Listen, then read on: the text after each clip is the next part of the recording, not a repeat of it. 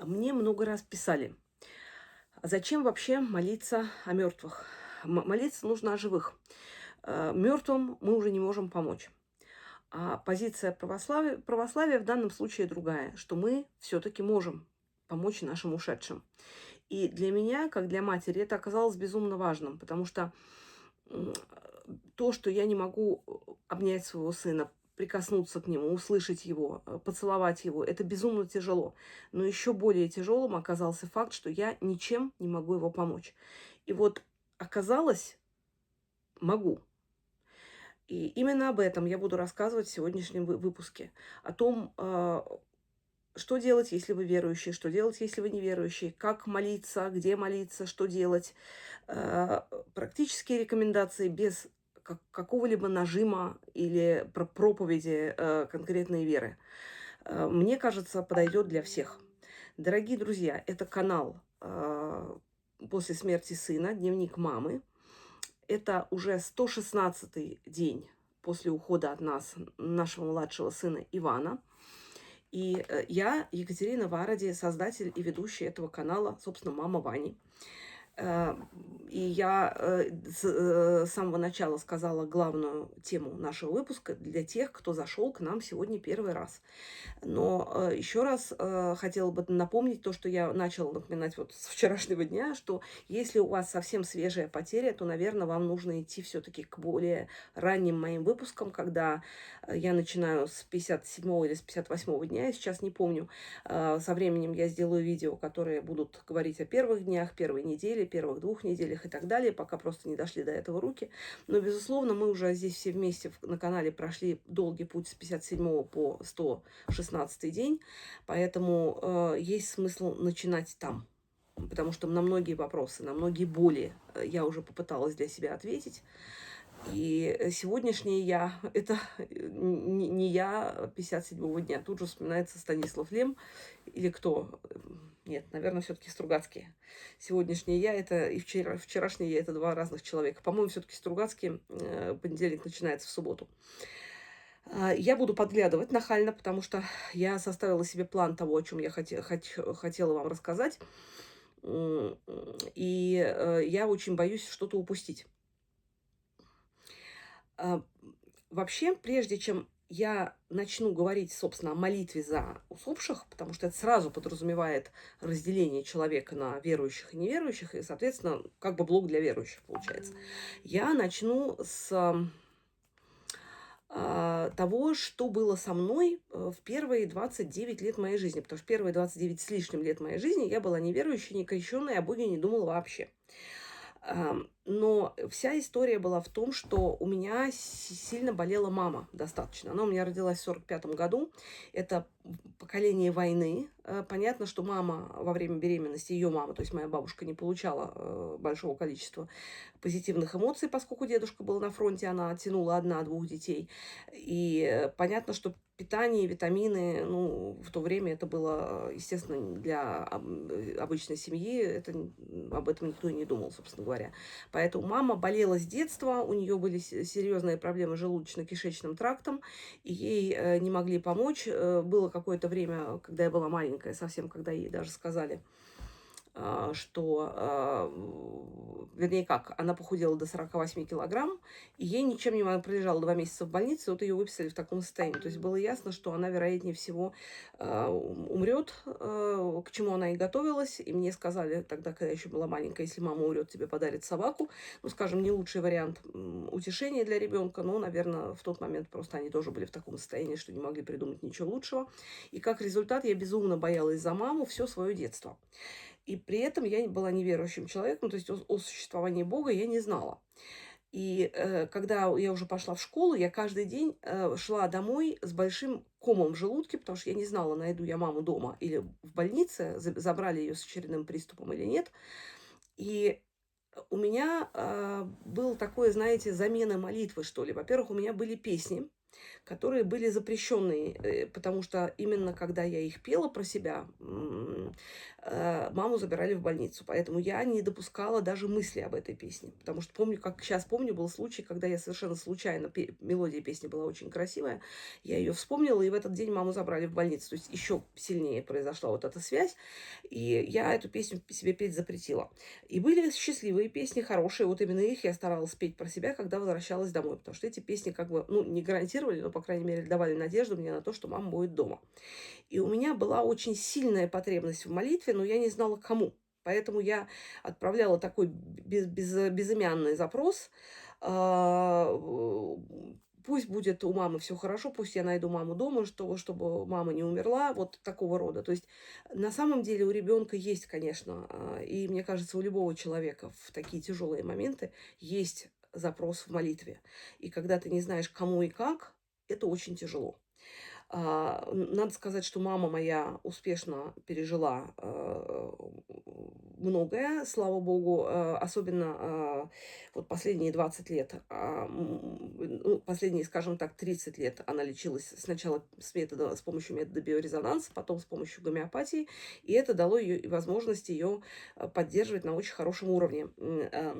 Практически она даже в больницу попадала один или два раза там с какими-то, ну, значительно более мелкими проблемами, чем проблемы, которые она имела в молодости. Это я не для пропаганды гомеопатии и биорезонанса говорю, но на самом деле, может быть, кто-то и найдет в этом для себя вариант, потому что просто на другом канале меня закидали тухлыми помидорами за то, что я вообще там рот открыла по этому поводу. Но здесь моя единственная цель — это сказать, что вот у меня история мамы такая. Кому это интересно, вы можете мне написать. Кому нет, проходим мимо, потому что не это главная цель наша сегодня, не это главная тема. А, И вся сложность, знаете, почему на самом деле я считаю, что молитва за усопшего человека, она даже более важна, чем молитва за живого. Потому что вот как я это ощущала, да, ты, когда у тебя твой больной, живой, твой близкий болен и жив, ты весь занят мыслями о нем, беспокойством за него, уходом за ним. У тебя голова и руки все время заняты.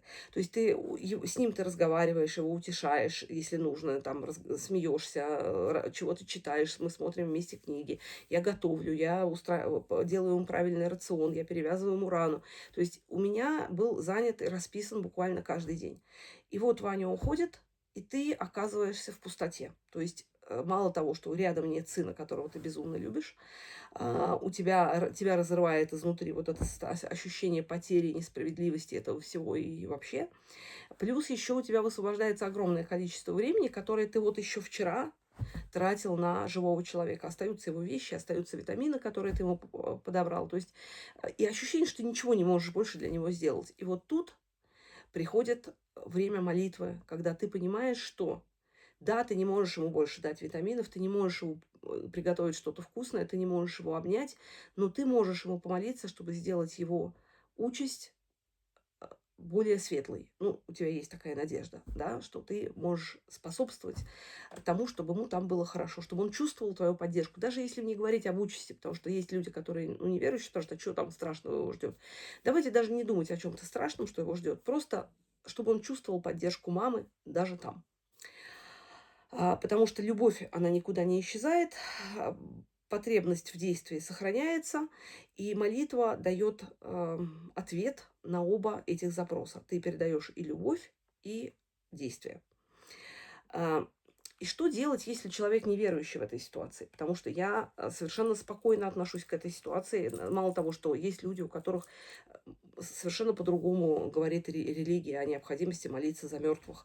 И я совершенно не собираюсь делить свою аудиторию на хороших верующих и плохих неверующих. То есть это вообще смешно. Мне кажется, Господь Бог-то так не смотрит. Уж мы тем более. Поэтому давайте ответим на вопрос, а что делать, если ты неверующий?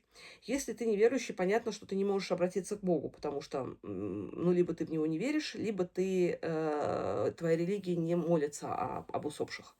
Но ты всегда можешь обратиться к Вселенной, к мирозданию, к тому свету, там, я не знаю, кому как удобнее, да, ты можешь даже обращаться просто к своему близкому и передавать ему вот этот свой запрос, что ты очень хочешь ему помочь. Ты надеешься и ты молишься за то, чтобы, не обязательно говорить кому, да, ты молишься за то, чтобы у него все было хорошо. Пожалуйста, Вселенная. То есть все то же самое, что ты говоришь, когда молишься, ты можешь говорить Вселенной и своему ребенку тоже. Потому что диалога с ушедшими никто не отменял. Я понимаю, что есть критики, которые скажут, что ты сама себе напридумывала и потом остальным советуешь. Но вы знаете, вот есть такой момент, что человеку, когда ему сильно больно, ему все-таки дают обезболивающие лекарства. А наши уважаемые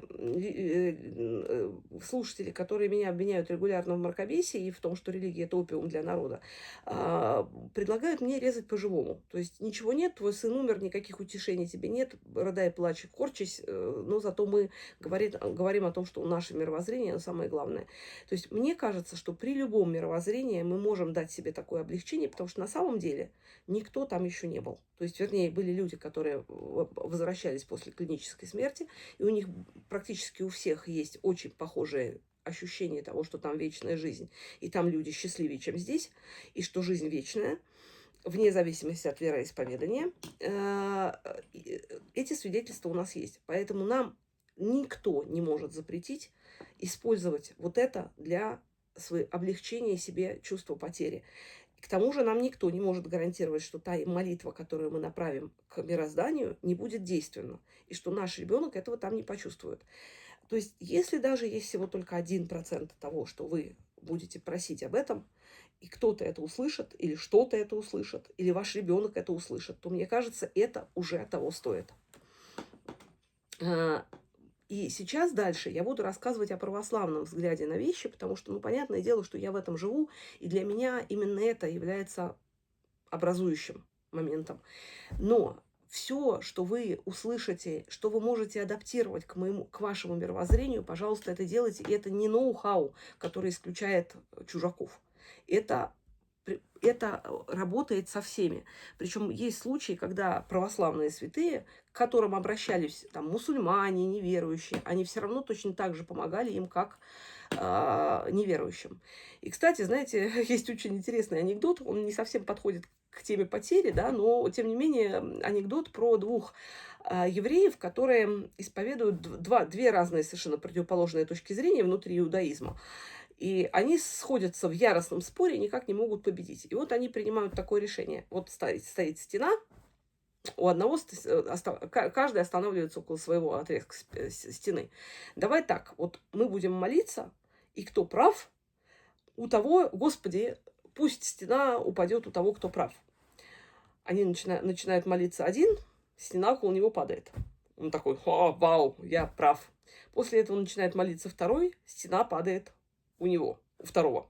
Соответственно, победителя нет.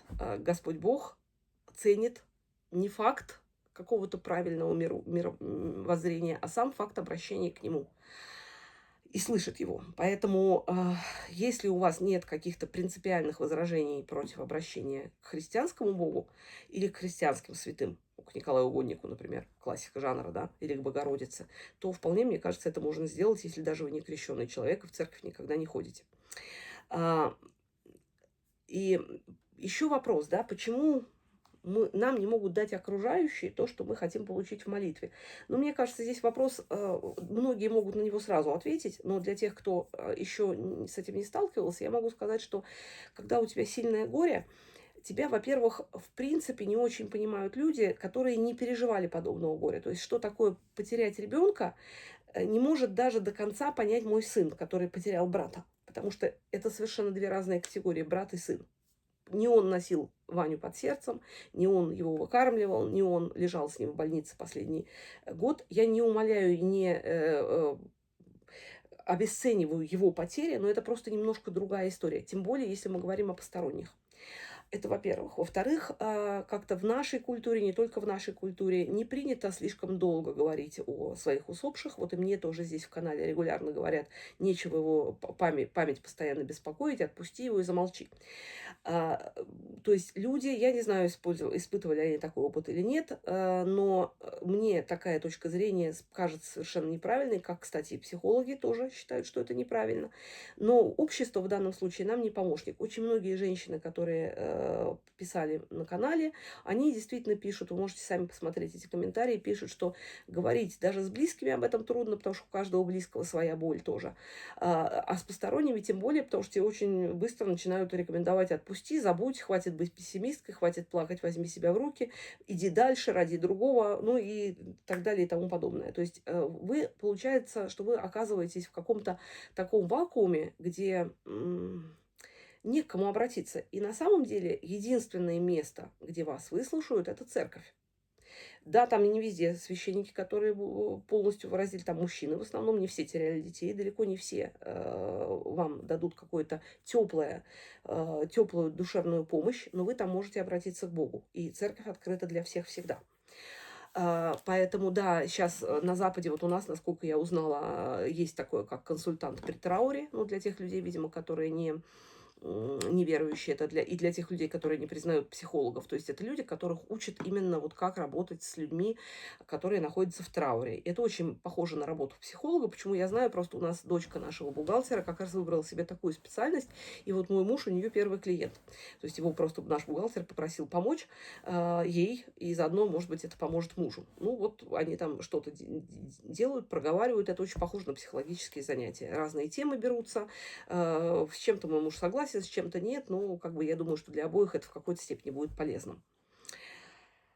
Итак, к Богу мы можем приходить в любое время, когда нам удобно, когда мы хотим, лежа, стоя, сидя, на бегу, в поезде, на самолете, когда угодно. И что вообще говорят об этом православие? Что говорит об этом православие православные? Они говорят не просто, что за умерших молиться можно, они говорят то, что за умерших молиться нужно. Потому что мы можем передать Богу наши молитвы, и это улучшит загробную участь наших умерших. Потому что, ну, понятно, мы в православии мы говорим о том, что есть грехи, за которые человек раскаялся, есть грехи нераскаянные, есть тяжелые грехи. Мы же понимаем, да, что существуют убийцы, насильники, маньяки и так далее. Они тоже умирают, и за них тоже плачут их родственники, и их горе ничуть не менее оправдано. Потому что другой вопрос, что мы говорим, человек чудовище, но мать, которая, кстати, чаще всего не воспитывала ребенка таким, там имеет место быть какое-то либо психопатическое расстройство, либо еще что-то, мать о нем плачет точно так же, даже зная о его ужасных прегрешениях. И в данном случае матери тем более нужно молиться, или когда мы говорим о тех, кто ушел из жизни по собственному желанию, да, церковь достаточно строго к этому относится, но матери безумно больно, еще больнее, и мать тоже должна молиться за своего усопшего, чтобы он ее слышал, чтобы Господь Бог ее слышал, чтобы у матери не было ощущения того, что она что-то не дала своему ребенку. И здесь, смотрите, здесь есть разные варианты. Вот для верующего человека это, во-первых, есть такое, как усопшие поминаются за богослужение. Вы можете прийти на литургию, оставить записочку за усопших. Вы знаете, вот самоубийц это не касается. И, честно говоря, я абсолютно не в плане осуждения, я просто не знаю, насколько это для человека, который сам принял решение уйти из жизни, насколько ему будет комфортно, если вы будете за него молиться в церкви. Я просто не знаю реально. Потому что ведь здесь мы всегда рассматриваем запрос только с одной точки зрения, что вот церковь не разрешает, ах, какая она нехорошая, мы все равно это сделаем. Проблема не в этом. То есть вполне может быть, что в основе этого запрета есть какие-то знания, о которых нам просто не говорят. ну, скажем, тайное знание, так очень в кавычках. Ну, потому что, смотрите, если подумать, например, почему в южных странах, вот Иудеи, они и мусульмане, они хоронят своего покойника в тот же день, когда он умер. Связано это с чем? Что очень большая жара, раньше же не было холодильников и так далее, и труп начинает разлагаться и заражать окружение намного быстрее, чем в наших широтах. Поэтому у нас через 3 дня, а там в этот же самый день. Почему им нельзя есть свинину? Не потому, что Богу свинина неприятна, потому что тот же Бог, вот, который произошел от Бога Отца, Христос, разрешает есть свинину. Проблема в том, что свиное мясо то же самое. Если его свинину забивают и оставляют в жаре на очень короткое время, она становится практически ядовитой. И практически на каждое вот это религиозное правило можно объяснить, есть научное объяснение. Другой вопрос, что можем его еще пока не знать. И вот я просто не знаю, честно вам сказать, я не знаю, я даже здесь не могу дать такой ответ, свое предположение, как это для усопшего будет, хорошо или нет, если вы, вопреки тому, что считает церковь, вы будете это делать. Церковь, насколько я знаю, разрешает молитву домашнюю и делание добрых дел ради усопшего, и считает, что это реально может очень здорово улучшить его посмертное существование. То есть вот, насколько я знаю, но я не стопроцентный авторитет. Если у вас возникает такой вопрос, обязательно поговорить со священником, потому что там же тоже есть разные варианты. Есть человек, когда там наркоман, это одно, а если человек страдал психическим заболеванием, то там уже самоубийство совсем не является тем же самым, что самоубийство такое вот, предположим, в наркотическом каком-то опьянении. Хотя для матери и то это одинаково ужасно. То есть можно отдавать записку на поминание, то есть будет эта записка прочитана во время литургии. Потом можно заказывать панихиды в храме, можно подавать на проскомидию. Это конкретно в данной литургии будут выниматься частички из агнца для того, перед евхаристическим каноном, и потом, собственно говоря, вот этим будут люди причащаться. Либо можно заказать 40 уст, там будут поминать вас, вот как на проскомидии, только в течение 40 литургий. Можно давать на ежегодные поминовения, на чтение псалтыри. Это то, что касается церковных молитв. А также можно молиться дома. И вот об этом я буду говорить уже более подробно, о домашней молитве. И вот, знаете, тут я все время вспоминаю, когда на панихиде, да, и еще, конечно, самый важный момент, первый шаг, который мы делаем, это мы отпеваем. В православии мы отпеваем усопшего.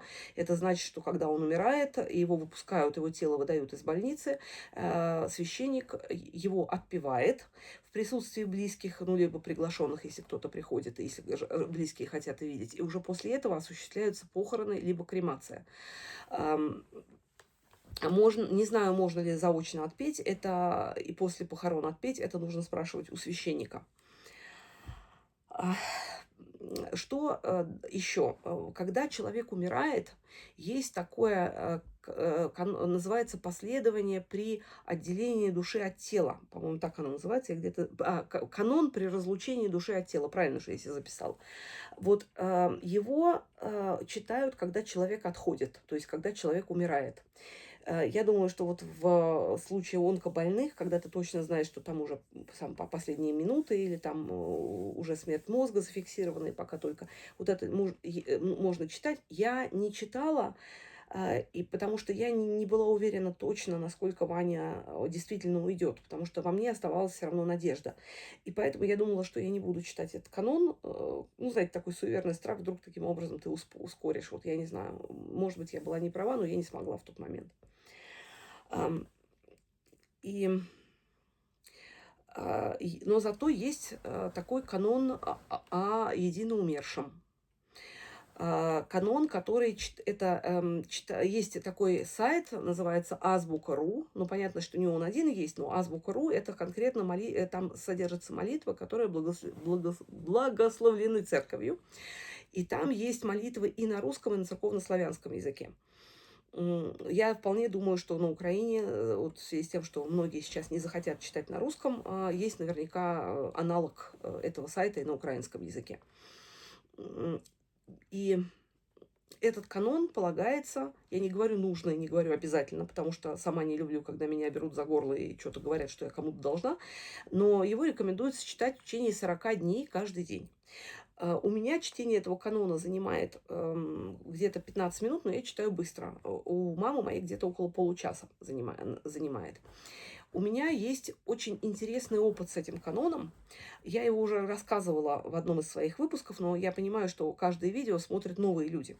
Поэтому у меня 20, когда Ване было 2 года, то есть, соответственно, где-то 19 лет назад, умер свекр, который, как вы понимаете, венгер. Он не был православным, был католиком, не особо воцерковленным. Но я решила, что Господу Богу, в общем-то, не важно совершенно, и стала о нем читать канон. И читала его почти каждый день, то есть там было, по-моему, день или два, когда я пропускала. Это было связано с тем, что Ванька был маленький совсем, и он спал плохо, и я такая была полудохлая, и иногда просто засыпала. Но в основном я читала его вот в полумертвом состоянии перед сном, и совершенно не было вот этого, знаете, такого вот «ах». И в какой-то момент, где-то в середине срока, насколько я помню, у меня пришла такая неожиданная волна очень приятного тепла и голос. Но голос не снаружи, а как будто бы в голове ты слышишь четко голос, но ты знаешь, что его произнесли не вне тебя, а внутри. Его голос на венгерском языке, он мне говорит «спасибо». И я вот в этот момент поняла, что этот канон, то, что я его читаю, это ему было огромной помощью. У меня прям вот мороз по коже был тогда и до сих пор продолжает быть каждый раз, когда я вспоминаю, потому что это было мое единственное ощущение, вот единственная такая встреча с благодарностью усопших. От усопшего, и вот потом, когда умерла моя тетя, тоже не воцерковленная, неверующая, я тоже его 40 дней читала, потому что мне очень хотелось ей помочь. И опять же, я никого не убеждаю, что это было правдой, и только правдой, и не стучу ногами, и не говорю, что вы обязаны мне верить. Я просто говорю о моем личном персональном опыте. Это очень важно, потому что действительно часто очень складывается ощущение, что там верующий кого-то хочет на свою сторону перетянуть. Вот в данном случае вообще это не так. Я считаю, что вообще вера – это взаимоотношение человека с Богом, и она приходит в тот момент, когда обе стороны готовы. То есть здесь лезть в проповедники в данном случае вообще последнее дело. И вот здесь интересно, что с Ваней, когда я читала со свекром эту молитву, и когда я читала с тетей моей, все происходило по-другому, там было тяжелее читать. С Ваней у меня ощущение, что молитва прям вот улетает. Связано ли это с тем, что Ваня причащался каждую неделю перед уходом и действительно ушел в очень таком хорошем, чистом расположении духа и в страдании искупил его грехи? Или с тем, что он просто был молодой, или просто потому, что он мой сын, и мне более близкий был человек, я не знаю. Но вот как факт я могу сказать, что мне вот этот канон за Ваню идет просто... То есть я не то, что не хочу его читать, я каждый день жду этого момента, когда я могу прочитать канон. И, кстати, что очень важно, две вещи хочу сказать важные. Первая вещь, что вот именно на азбуке РУ там есть канон о единоумершем на 2 языках. То есть вы можете читать на русском, можете читать на церковнославянском. Один вот прям под другим идут. И там еще также заканчивается этот канон литией. Лития – это такой вид богослужения, которое может совершаться мирянами, то есть не обязательно для этого быть священником. И вот эту литию ты читаешь после канона, она короткая, там буквально несколько минут, но ты можешь это делать также на кладбище. То есть прям запомните этот сайт, приходите с телефоном или с планшетом. И я каждый раз, когда к Ване на кладбище прихожу, я читаю, если есть возможность, весь канон, а если нет возможности, то просто литию. Это тоже очень сильно успокаивает. И знаете, там есть такие слова «вечная память». Да? Вечная память, вечная память, вечная память. И мы поем это. И у меня раньше было такое ощущение, что за глупости, какая вечная память может быть, если человек, максимум 2-3 поколения, да, о нем будут помнить, потом все. А потом, сейчас я совершенно на это по-другому смотрю, потому что на каждой литургии церковь молится за всех усопших. И есть дни повиновения усопших особые, несколько таких родительских суббот, так называемых, на которых, опять же, церковь поминает всех ушедших, всех усопших. То есть, действительно, вечная память, потому что до тех пор, пока будет стоять мир, верующие считают, что, собственно, мир будет стоять до тех пор, пока будет стоять церковь. И надо сказать, что сейчас скорее больше доводов за, потому что ни одно больше государственное учреждение или негосударственное учреждение не сохранялось так долго. А церковь растет и остается так же, как и стояла 2000 лет тому назад. Да, тогда были другие формы, но тем не менее. И это был первый момент, да. Второй момент — это то, что я бы хотела вас предупредить, что есть такая вещь, как когда вы будете искать в поиске интернета канон за едино усопшего, вам, за едино умершего, вам обязательно выкинет поиск акафист за едино умершего или за едино усопшего. Вот этот акафист конкретно церковью не благословляется, потому что там есть такие полуязыческие формулировки. Я, собственно, столкнулась с тем, что мои родители как раз наткнулись на этот акафист, стали его читать. Я не думаю, что какой-то есть особый в этом грех, но я признаю, что церковь может иметь знания и имеет знания, собранные за 21 век, и там, где не нужно с ней спорить, прям вот обязательно, да, мне кажется, в этом смысла нет, тем более есть рядом аналог, который церковь признает. То есть, ну, зачем рисковать нашими близкими? Вот по мне, я однозначно родителям сказала, они тоже перешли на чтение канона. Вот. И получается, знаете, что вообще, когда ты молишься, да, о человеке, ты то есть ты понимаешь, что, во-первых, о нем молятся же не только, молюсь не только я, о нем молятся его друзья, его знакомые, его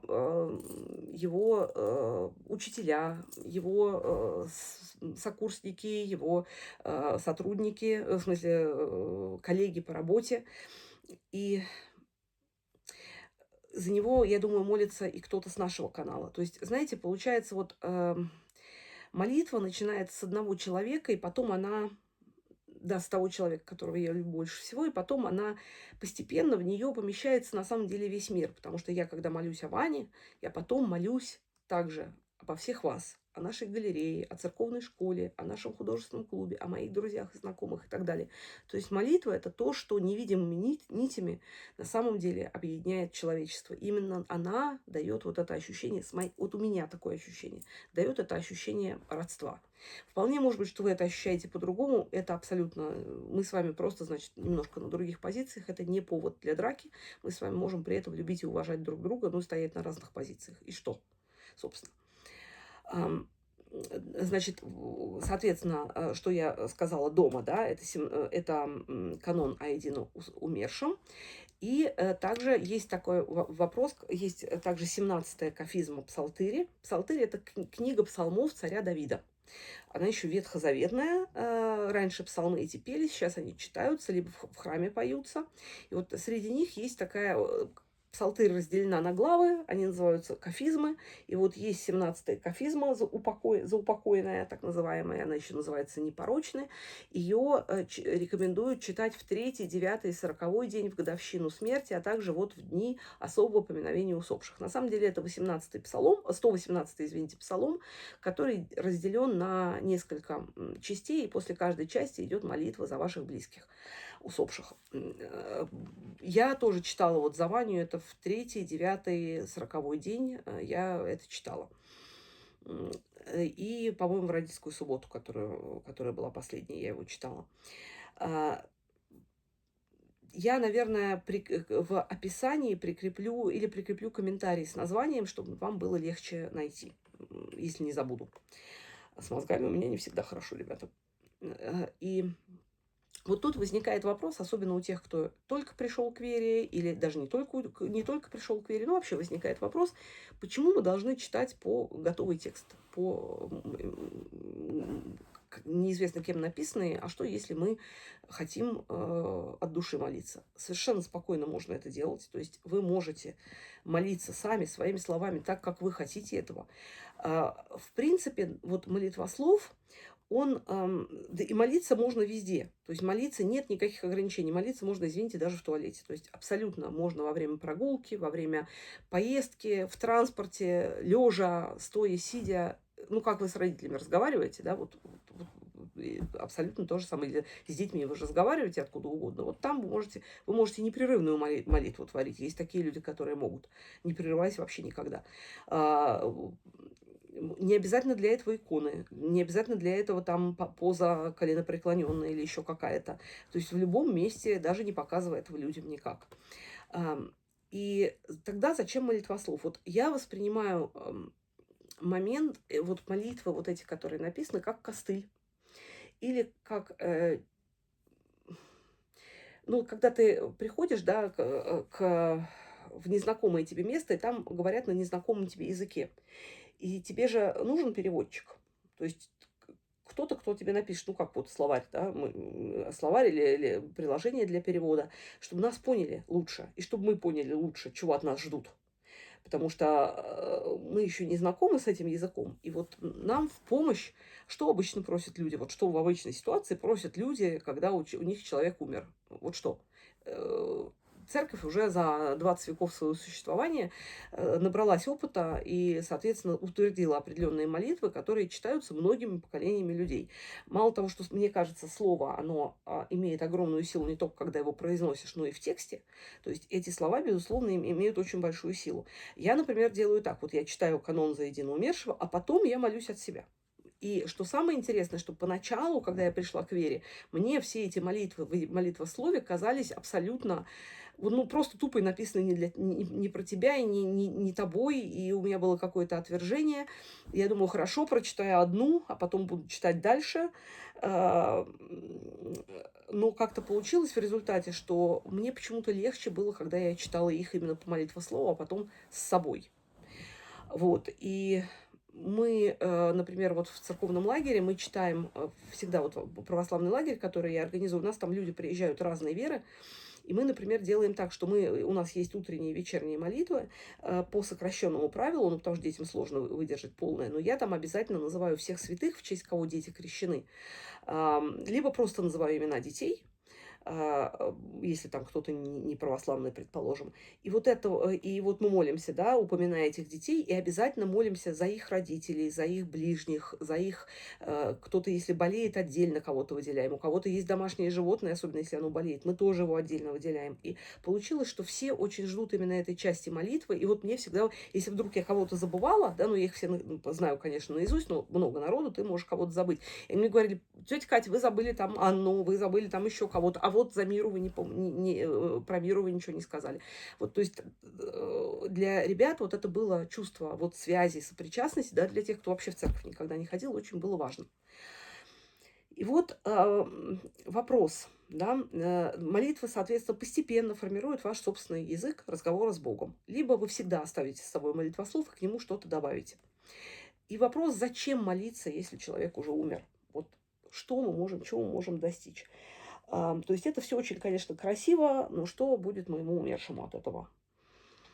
И вот здесь, знаете, у меня в одном из выпусков была такая метафора, когда человек рождается каждый и видит свет Бога. Вот младенец видит свет Бога, и он к нему приходит как свет солнца, который падает на землю. Но с каждым нашим плохим деянием, сотворенным в сознательном возрасте, у каждого из нас таких полно, включая верующих абсолютно, исповедующихся регулярно, это там злость, обида, недоверие, там, я не знаю, уныние, гнев, сквернословие, что угодно, там куча всего всякого есть, да, когда матом ругаемся, например, это деяние не очень хорошее, это как бы, представьте себе такой кирпичик темный, непроницаемый для света, которым вы обкладываете постоянно и строите такой свод вокруг себя. И в какой-то момент столько этих поступков набирается у человека за жизнь, что вот этот свод, он не перестает пропускать свет. И вот наши молитвы, вот как я это понимаю, наши молитвы, которые мы посылаем за наших близких, они эти кирпичики убирают и помогают свету Божию лучше проникнуть к нашему умершим. Вот это мое такое ощущение, но потому что человек на самом деле создан для света. И вот это понятие ада, оно не в том, что Бог кого-то наказывает, а в том, что человек через собственные вот эти своды кирпичные грехов не может проникнуть к свету Божию. И на самом деле его страдание заключается именно в этом, что он-то создан для света, а не может к нему прорваться. И наши молитвы его будут помогать приближать к свету, даже молитвы за злодеев. Потому что не в наших руках решать участь человека. Участь человека, его душу видит только Бог. Мы можем только помогать. И именно поэтому молиться положено даже за недругов. То есть есть такая молитва, да, за недругов, за людей, которые нас ненавидят, за людей, которые нас поносят, которые нас преследуют, на нас нападают. Мы за этих людей тоже обязаны молиться, потому что мы можем их не любить, но они тоже дети Божьи. Бог знает, что они против нас делают, но мы обязаны молиться за всех. Вот просто я вам говорю, это трудно на самом деле, ребят. Особенно вот когда сейчас война идет. Ну реально же трудно. А, И вот таким образом я себе ответила. Ну и церковь, в общем, таким же образом, может быть, без этой метафоры, но она отвечает, да, что церковь это как бы дополнительная помощь усопшему. Плюс, когда мы подаем на парскомидии, вот вынимаются частички, есть такое представление о том, что вот частички этого освященного хлеба им приносят птицы, где бы они ни находились, и кормят их этим хлебом. Кстати, есть такая книга, через которую очень много людей пришло к вере. Это Юлия Вознесенская.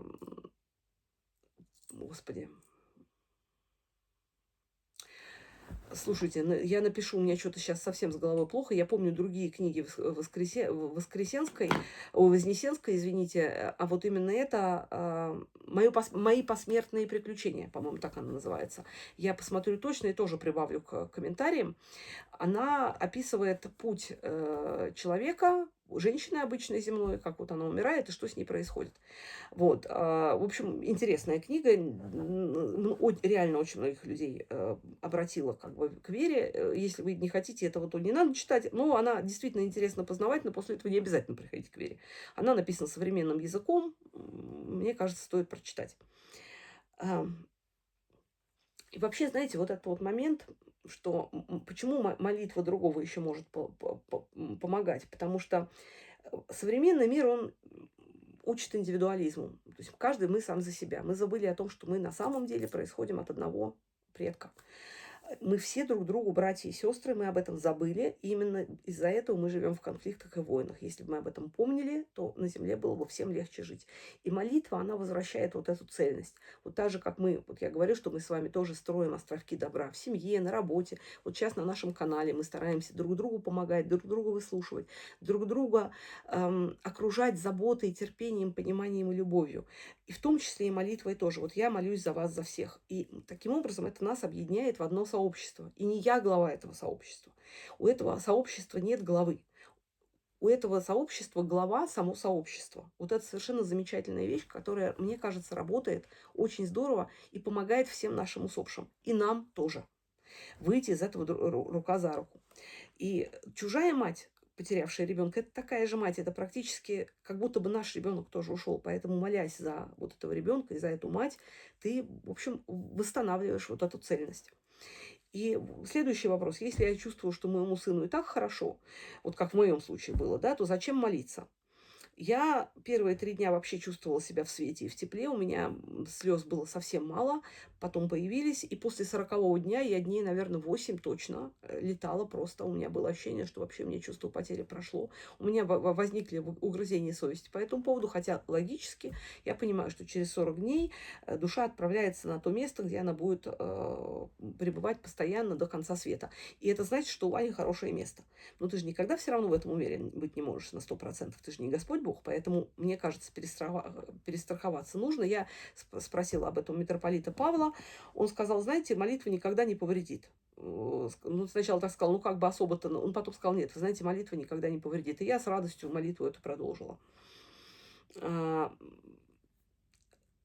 Я думаю так, что если моя молитва ему нужна, то она ему пусть помогает.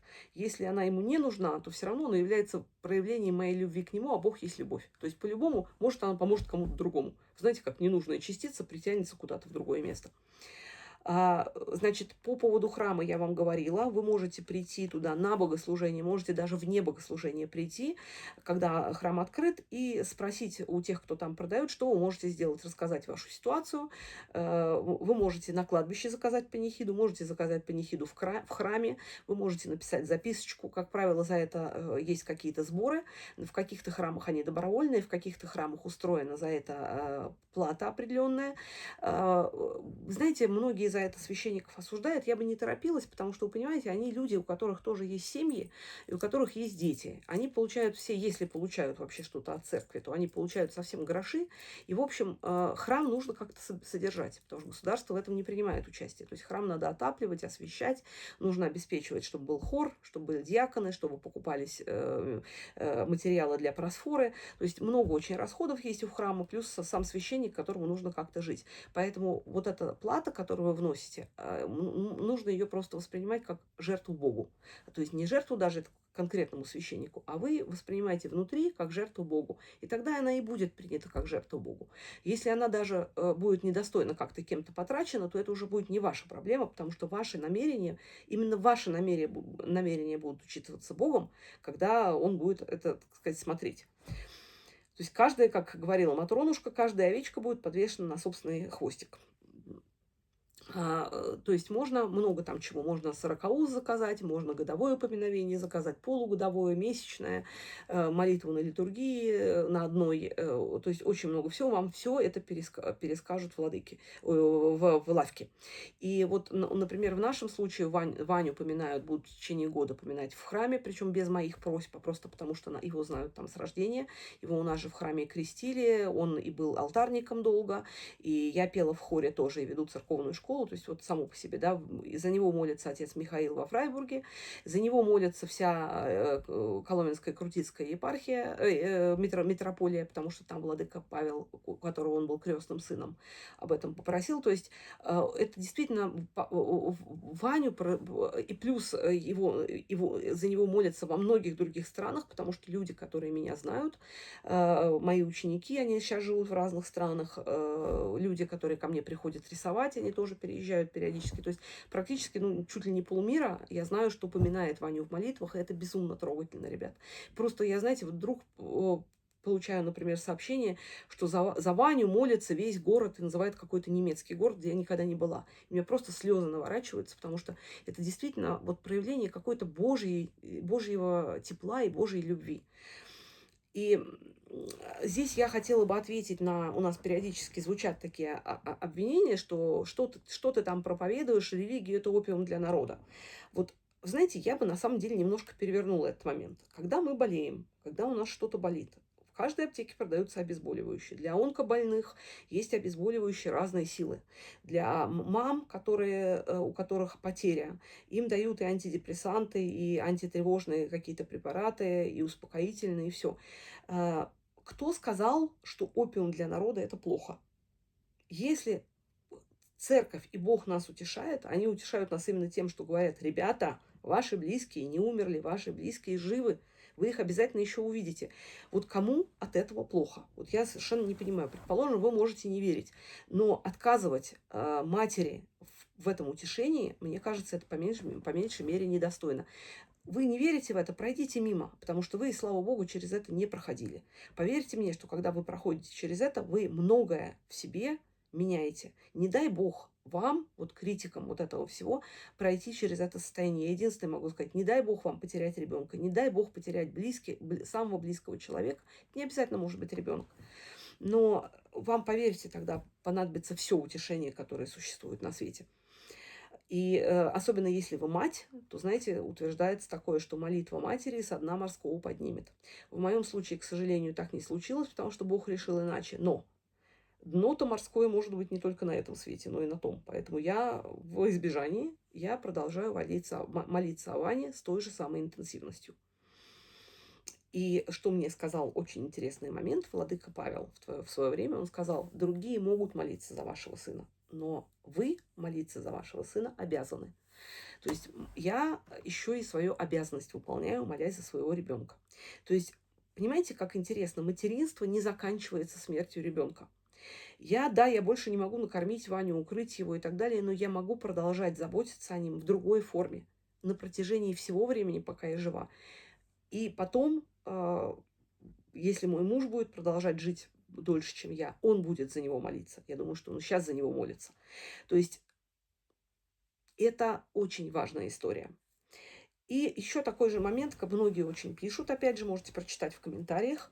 Мне сын сказал, когда в видео говорят, многие пишут, знай сразу, что это вранье. Вот, что называется, вот вам крест, не вранье. Почитайте комментарии, люди пишут, что очень сердились на Бога какое-то время, не могли принять, кто-то сорвал крестик на какое-то время. То есть всякого рода истории. Вы знаете, есть люди, которые пишут, я вообще не могу сейчас молиться, я на Бога сейчас злюсь. И вот с моей точки зрения это вообще не грех и не отсутствие веры. Мне кажется, Господь за такие вещи не судит так, как люди мы думаем, потому что мы сразу готовы на всех проклятия разослать, да, сказать, ах ты такой-сякой, тебя Бог не примет, раз ты его не принимаешь. Если мы будем внимательно читать Библию, то мы увидим, что даже самые большие святые, великие святые молились, которые обычно молились Богу, они с ним ссорились, они с ним спорили, они шли против его воли, они возмущались. Был кто-то, кто вызывал на суд Бога. Представляете, это святой Иов. Да, он вызывал Бога на суд. Богу не нужны куклы, которые как тряпичные, вот их куда повернешь, они поворачиваются. Богу мы важны именно каждой своей индивидуальностью. И Господу Богу, мне кажется, будет дороже мать на него обиженная, чем человек, который вообще бездумно его принимает как какое-то, знаете, карающее божество и не проявляет вообще никаких чувств. Вы знаете, вот представьте себе, вы родитель. Вам будет понятен ребенок, который будет вообще на все ваши слова реагировать с одинаково таким вот видом, да, абсолютно никак не реагирует. Или вам будет близок ребенок, который за что-то будет благодарить, за что-то будет на вас ругаться, но вы будете видеть его живую реакцию. Понятно, что будете любить того и другого, но как бы мне кажется логичнее. То есть вообще таких детей, которые вот так реагируют, как вот тот ребенок, который вообще ни на что не реагирует, таких детей-то мы и не знаем, по большому счету. А мы же дети Божьи. То есть, мне кажется, мы должны вести себя в соответствии. А,